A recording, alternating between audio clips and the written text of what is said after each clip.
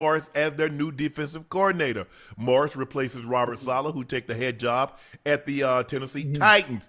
Morris has a long history with 49ers coach Kyle Shanahan, going back to their days when they were both assistant coaches on the Bucks in 2005.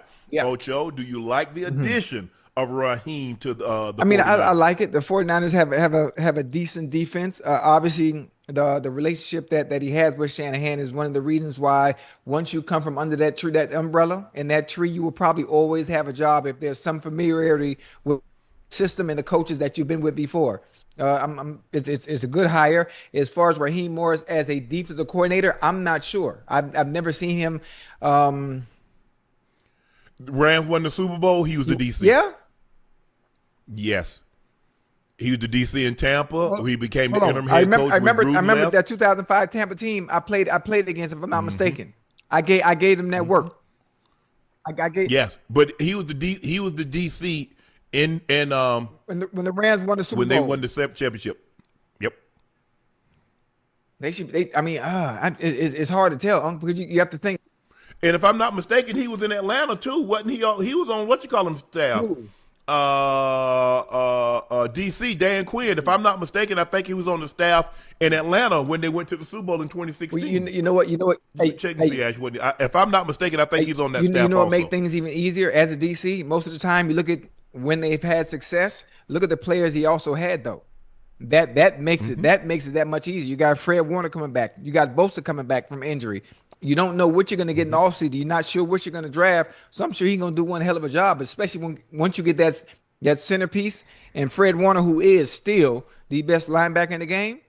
Hey, players like that make your job easy, huh? They make your job very easy. Yeah. So he was on that staff then, although he was on the offensive side of the Okay. football. But I like it. I like this hire. There's some familiarity Yeah. there.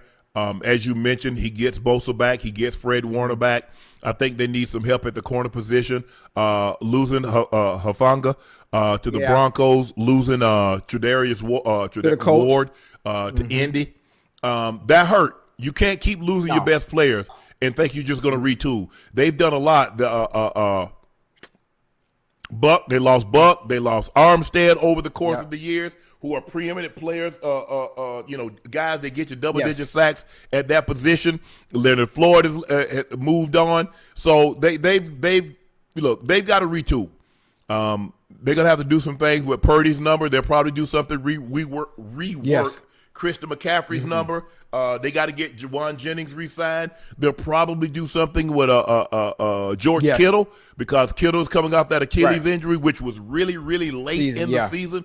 So there's a possibility that he's not going to be able to go at the start of the season. So we'll see how that works out. But I like this hire because Kyle and Raheem are very familiar with each other. I think Raheem does a great job spearheading the defense, and I expect them to have success. It's just they got to.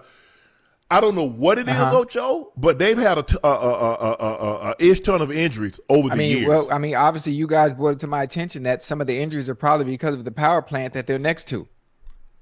They say they're going to look into it. Yeah. So they say they're going to look into it. The question is that, Kyle has been to 2 Super Bowls as the head coach. Is this a situation where the Yorks are going to say, well, you know what?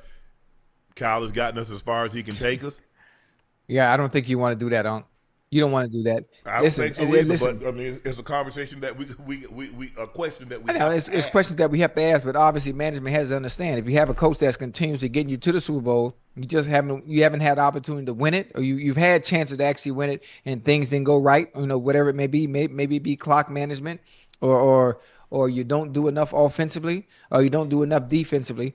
I mean, like scrapping it and trying to bring another regime in. All over again, I don't think that's the right answer, especially if you have a coach that's continuously getting you there.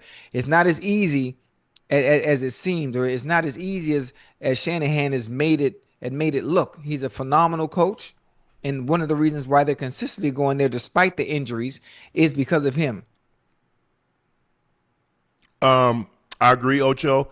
I think the thing is that if you look at Seattle, I think Seattle avoided the injuries.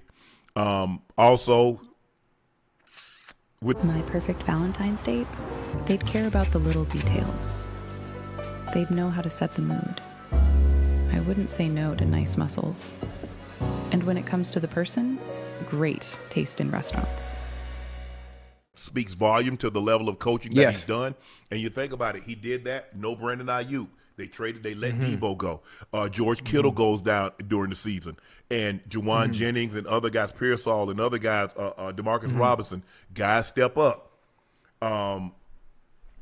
Big Trent goes down during the season. Purdy goes down. Mac Jones steps in. So I think given the fact that they've dealt with a lot of injuries and they still found ways to win ball games, they still had an opportunity late in the season to get home field advantage. I do think that speaks volume to the level of coaching that he's done. I do think they made a mistake in the Super Bowl. I think they thought if they got the football and they scored first, they would win. And you're supposed to defer in that situation because now you know exactly what you have to do. And then fourth downs become viable on all downs. And you let the Chiefs see what you did. So they know now they're going for it. They're going for it on every fourth down because they know they have to, whereas you like, okay, fourth down, we got to take this field goal. Whereas in the past, if they had a field goal, who knows, maybe you kick the field goal, maybe you go for it to keep your chances alive. So I do think they misplayed that, Ocho, that last Super Bowl. But if you think about it, go back, Ocho, they had 10-point leads in both games. They had 10-point leads in both games, and they squandered it. They let it up. Yep, they spit the bit. So, I think Kyle has done a great job, and I think he's safe. But they're gonna have to bring some more players. They need some players. They need another receiver. What are they gonna do at tight end? Because both of the tight end Kittle. You lose him. I mean, it ain't no telling how long he's going to be out because he probably just had surgery. So that's at least a 7 to 9 month injury, Ocho. And we're being generous. We're being very generous with that. So, and we don't know what he's going to look like once he comes back off of that injury. But I think he's safe for at least another year. Kwesi Adofo-Mensah.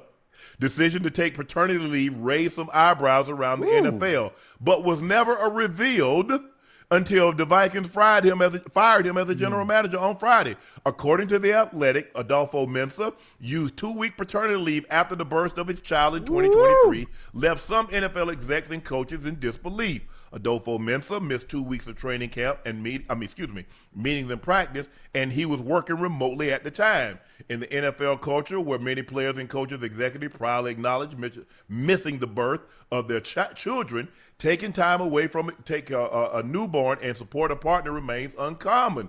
Among some rival executives and coaches, it was met with disbelief. Hey, Unc, this is funny to me. Now I'm curious to hear your comments and your thoughts on it. Chat, those of you that are watching, I'm not sure if you've ever played at any level as far as you've been in corporate, wherever you might work. The birth of a child is important. Now I understand that being there for the birth of your child, that's one thing, but taking a leave of absence for 2 weeks.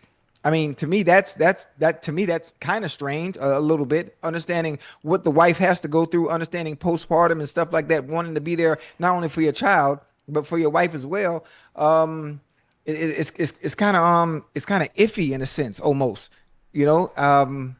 I think about his position as a GM in missing training camp, but being able to still be a part of whatever's going on remotely. It shouldn't be much of an issue because he's still engaged in a sense. He's just not there in person. You see? Now this happened in 23. Why didn't you mention this in 24? Why didn't you mention it in 23 when it actually happened? Why didn't you mention it last year? Why are you trying to salt the man up, make him look bad now you done fired him? Okay, he made a mistake. Everybody knows that Sam Darnold should have still been on that roster. You see what he did? Wait, hold on. I ain't got no problem. You want to fire me, fire me. But don't salt me up on the way out. All those things that may or may not have happened, you never mentioned it until you became upset with me. Now, all of a sudden, let me tell you some of the things that he did. Why we fired him. If I'm not mistaken,